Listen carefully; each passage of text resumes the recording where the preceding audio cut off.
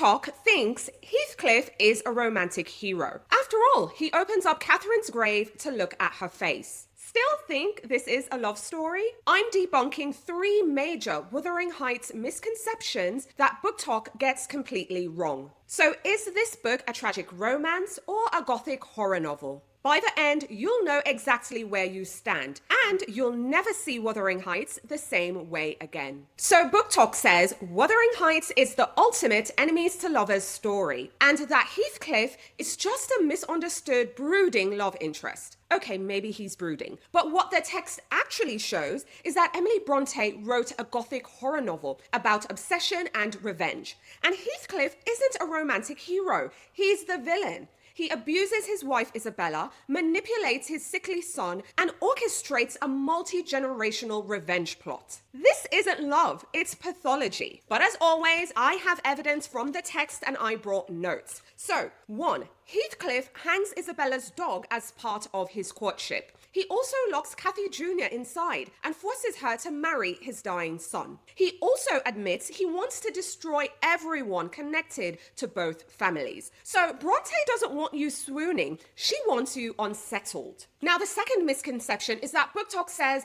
Catherine and Heathcliff are tragic soulmates that are torn apart by society. And that whole "I am Heathcliff" line proves that they're destined to be together. But what the text actually shows is that their connection is codependent and destructive. Because remember, Catherine chooses Edgar for status. Heathcliff disappears, returns rich, and spends his life punishing everyone. This isn't about destiny, it's emotional warfare. And again, with the evidence, Catherine admits that she'd be degraded to marry Heathcliff. She also calls him an arid wilderness of furs and whinstone. Not to mention, she dies giving birth to Edgar's child, while Heathcliff is outside raging. In my opinion, Brontë isn't romanticizing this, she is diagnosing it. I am Heathcliff? This isn't love, it's loss of self. The third misconception drives me bonkers. BookTok says Heathcliff and Catherine are reunited as ghosts, and that it's bittersweet and also romantic. But again, what the text actually shows is that the ending is deeply unsettling.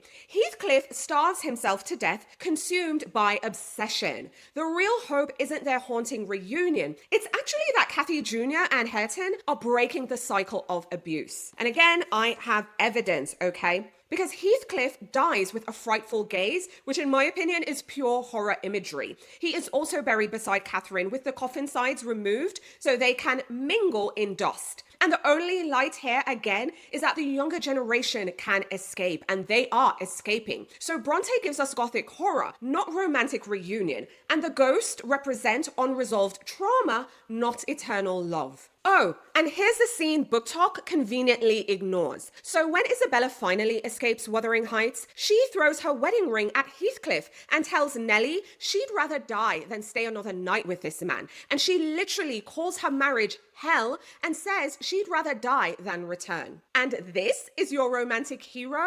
I'm sorry, but I feel Emily Brontë is screaming from the grave. But I know you might be wondering, why does any of this matter? And I feel it's important because when we romanticize Heathcliff's behavior, we are normalizing abuse. Because obsession isn't love, revenge isn't passion, violence isn't devotion. And I think Emily Brontë wrote this to expose those patterns, not to glorify them. Now, what Wuthering Heights actually teaches us? Well, one is that cycles of abuse destroy generations, and that obsession masquerading as love causes suffering, and hope lives in breaking the pattern, which we see Cathy Jr. and Hareton proving that to us. And Gothic fiction forces us to confront darkness, not necessarily glamorize it. Now, Emily Brontë wasn't writing a love story, I think she was writing a warning. Now, if you want actual historical romances that make you swoon, not recoil in horror, I'm sharing my favorites in the next video. You will get books with consent, healthy relationships, and real chemistry. Though, one of my picks is a tad bit controversial. Now tell me, what is your hottest Wuthering Heights take? Are you team romance or team Gothic horror? Let me know your thoughts in the comments. I'd love to hear from you, even if you disagree with me. That is okay. I will be reading and responding to every single comment. All right, everyone, if you haven't already, now's a great time to like the video and subscribe to the channel. I drop new videos every week and I go live every Thursday. All righty, everyone, talk to you soon.